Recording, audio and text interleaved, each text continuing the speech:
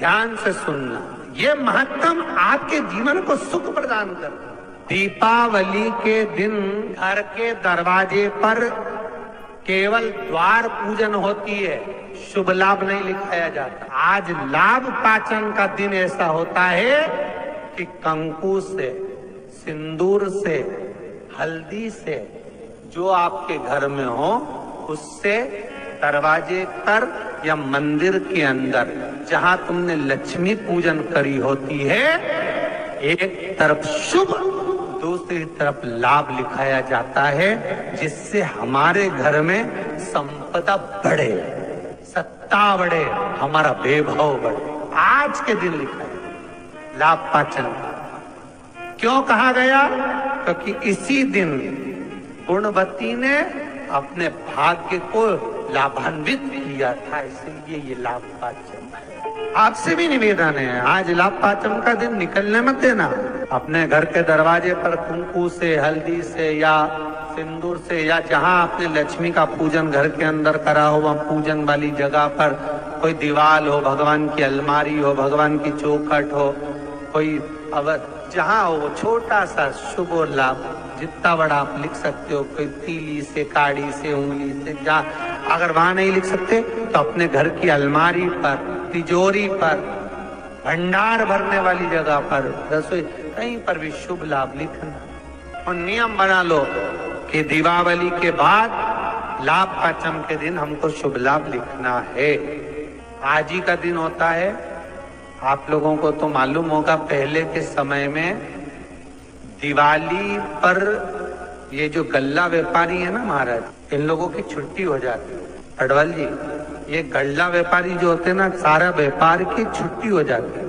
तो गल्ला व्यापारी जो होते हैं, कपड़ा व्यापारी होते हैं, नया काम जब चालू करते हैं तो आज ही के दिन से करते हैं महाराज, क्योंकि आज के दिन उनकी बही खाते की वापिस पूजन होती है, गल्ले की पूजन होती है, व्यापार की पूजन होती है, क्योंकि आज के दिन से जो करा हुआ जाता है वो आगे तक बढ़ जाता है, तरक्की की ओर। वकील, ये जो जितने आपने ये जीवन बीमा निगम करने वाले होते हैं, या LIC वाले होते हैं, या गाड़ी वाहन वाले होते हैं, या अन्य जितने भी होते हैं, इनको आज के दिन अपने काउंटर पर, अपनी पेन पर, लीड पर जो काम करते वहां पर शुभ लाभ लिखना जरूरी होता है। कई लोग बाहर रहते हैं, नहीं लिख पाते, तो एक कोरे कागज पर कुंकू से शुभ लाभ लिख लो और वो घर पर जाकर बाद में चिपका दो। पर आज के दिन शुभ लाभ जो लिखा जाता है वो जीवन पर्यंत सुख समृद्धि में कमी नहीं। ज्यादा कुछ नहीं बने तो शंकर के मंदिर में जाकर घी के दिए जला दो, 5 दिए लगा। और ज्यादा कमी पड़ रही हो धन की, संपदा की, सत्ता की, कोई प्रॉपर्टी, कोई दुकान, कोई धंधा पानी नहीं चल रहा, बहुत कष्ट में हो, बहुत तकलीफ में हो, तो महाराज 108 चावल के दानों को केसर में भिगोकर, केसर के पानी में केसरिया कर पकाना नहीं है, पकाना नहीं, उसको कच्चा चावल केसर में भिगोकर 108 दाने शंकर को मध्य रात्रि में सूर्यास्त के बाद रात के 12 बजे से पहले कभी भी शंकर को चढ़ा दो, समर्पित कर दो। और वही अक्षत के दाने उठाकर वापिस रख लेना ब्रह्म मुहूर्त में सुबह 4 बजे, फिर बाबा पे सौंप देना, अपना धन बढ़ता चले जाएगा। इतने उपाय हैं और सारे उपाय यहीं से बताए जाएंगे, नीचे से कुछ नहीं। कितना सुंदर लिखा है, छोटे रुद्राक्ष की माला, छोटा जो रुद्राक्ष होता है उसकी माला, कैंसर का जो मरीज होता है, अगर वो फर्स्ट स्टेज का कैंसर भी है, छोटे रुद्राक्ष अगर अच्छे हैं, 3 मुखी से लेकर 5 मुखी, 7 मुखी, 9 मुखी, 11 मुखी छोटा रुद्राक्ष मिल जाए, उसकी माला अगर पानी में डाल दी जाए और उस पानी को वो मन का ही डाल दो, उसी का पानी थोड़ा थोड़ा कैंसर के मरीज को सुबह दोपहर शाम श्री शिवाय नमस्तुभ्यम का जाप कर कर, पंचाक्षर ओम नमः शिवाय का जाप कर कर, शंकर शिव का नाम लेकर, महाकाल बाबा का नाम लेकर, विश्वेश्वर विश्वनाथ का नाम लेकर, केदारेश्वर का नाम लेकर, 12 ज्योतिर्लिंग का स्मरण कर कर अगर वो आचमन करना प्रारंभ कर दे तो कैंसर रोग में भी आराम मिलना प्रारंभ हो जाता। केवल आचमन ही नहीं करना है, अगर स्त्री है तो अपने उल्टे हाथ पर भी उस मनके की माला को लपेट सकती है। पुरुष है अपने राइट हैंड में उस माला को, अगर कैंसर से पीड़ित व्यक्ति है, रोग से बहुत पीड़ित, 3 तरह का जल शिव को समर्पित होता है और वो तीनों तरह के जल का अलग अलग भाव है महाराज। पहला जल सादा, घर से पानी लेकर गए, जल लेकर गए, शंकर को चढ़ाया, वो हमने घर का अपना एड्रेस बता दिया, भगवान शिव को जल चढ़ाकर अपने आनंद के लिए शंकर से कुछ प्राप्त करूंगा। दूसरा जल, जल के कलश में थोड़ा सा इत्र डालकर शंकर को जब समर्पित करते हैं तो महाराज घर में अगर कोई व्यक्ति बहुत रोगीला है, बहुत रोगीला, एक शिव महापुराण में, स्कंद पुराण में, नर्मदा पुराण में, भविष्य पुराण में, अग्नि पुराण में, नारद पुराण में,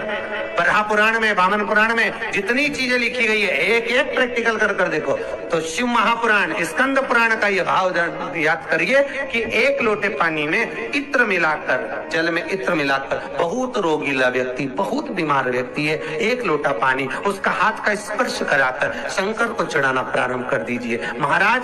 केवल 5 या 7 दिन चढ़ाओ और वो 7 दिन के बाद में उस बीमार व्यक्ति का क्रम देखिए कि उसमें कितना आराम लगा है। औषधि दवाई काम करना प्रारंभ करी कि ना करी, केवल इत्र समर्पित, इत्र का जल। तो पहला जल सादा, दूसरा जल है इत्र का,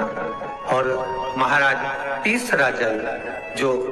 शिव महापुराण के अंतर्गत कहा गया है बेलपत्र का जल। तीसरा जो जल है वो बेलपत्र का जल। बेलपत्र का जल कैसा? तो महाराज शिव महापुराण की कथा कहती है कि जल के पात्र में एक बेलपत्र अंदर डालकर उस जल के पात्र को ले जाकर शिव को समर्पित करना, अर्थात अपनी मन की कामना भगवान शंकर से कह देना। केवल बेलपत्र के माध्यम, बोलना नहीं है हमको, कुछ हमें कुछ कहना नहीं है। 3 तरह का जल का जो व्याख्यान वर्णन किया गया, एक सादा जल जो भगवान को कहा, आपने अपना एड्रेस बता दिया, आपने अपने मन का भाव बता दिया। इत्र का जो जल चढ़ाया गया वो केवल रोग मुक्ति के लिए चढ़ाया गया। और तीसरा बेलपत्र, अगर उस जल में एक बेलपत्र भी पड़ी हुई है और वो बेलपत्र पड़ा हुआ जल आप जिस भाव से चढ़ा रहे हो, जिस कामना से चढ़ा रहे हो, शंकर वो कामना आपकी पूर्ण कर दे। और लिंग पुराण को अगर आप पढ़ेंगे तो उसमें पाएंगे कि लिंग पुराण के अंदर लिखा है कि आप शंकर को अगर जल भी नहीं चढ़ाएं, आप शंकर को वस्त्र भी नहीं चढ़ाएं, आप शंकर को फूल भी ना चढ़ाएं, आप बेलपत्र भी ना चढ़ाएं, अगर शंकर को आपने कुछ भी ना चढ़ाया तो केवल शंकर के मंदिर में 2 क्षण जाकर उस शिवलिंग के सम्मुख में बैठ जाओ, कुछ मत बोलो, केवल मौन होकर उसको निहार लो। जो हनुमान जी महाराज को 3 तरह की माला समर्पित होती है, एक आकड़े के पत्ते की, दूसरी बेलपत्र के पत्ते की, तीसरी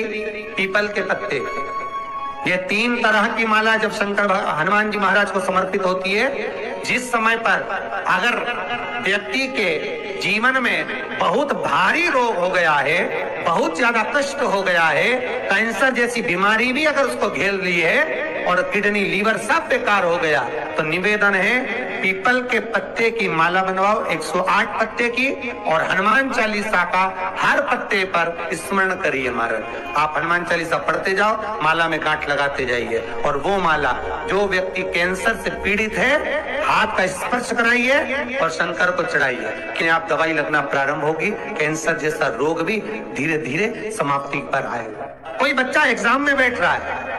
सीए की पढ़ाई कर रहा है, कोई बहुत बड़े एग्जाम में बैठा, पास हो ही नहीं रहा, बहुत हार गया, बेलपत्र की माला चढ़ाओ। अब बेलपत्र की माला चढ़ाओ, 108 बेलपत्र आप श्री शिवाय नमस्तुभ्यम मंत्र का जाप कर कर गांठ लगाकर भगवान श्री हनुमान जी महाराज के सामने पहुंचकर माला को सीधी रखकर, जो व्यक्ति एग्जाम में बैठ रहा है नौकरी के लिए, अन्य पढ़ाई के लिए, अगर कंपटीशन एग्जाम में भी बैठ रहा है तो माला को हनुमान जी महाराज, और हनुमान जी कौन से होना चाहिए? पूर्वमुखी। हनुमान दक्षिण मुखी नहीं चाहिए, पूर्व में जिन हनुमान जी का मुख हो वो माला ऐसी समर्पित कर कर हनुमान चालीसा का पाठ कर कर 3 बार स्मरण कर कर माला श्री हनुमान जी को पहना दीजिए। ऐसा कोई एग्जाम नहीं जिसमें से आप निकल ना पाए महाराज, पर करना आप शिवाय नमस्तुभ्यम।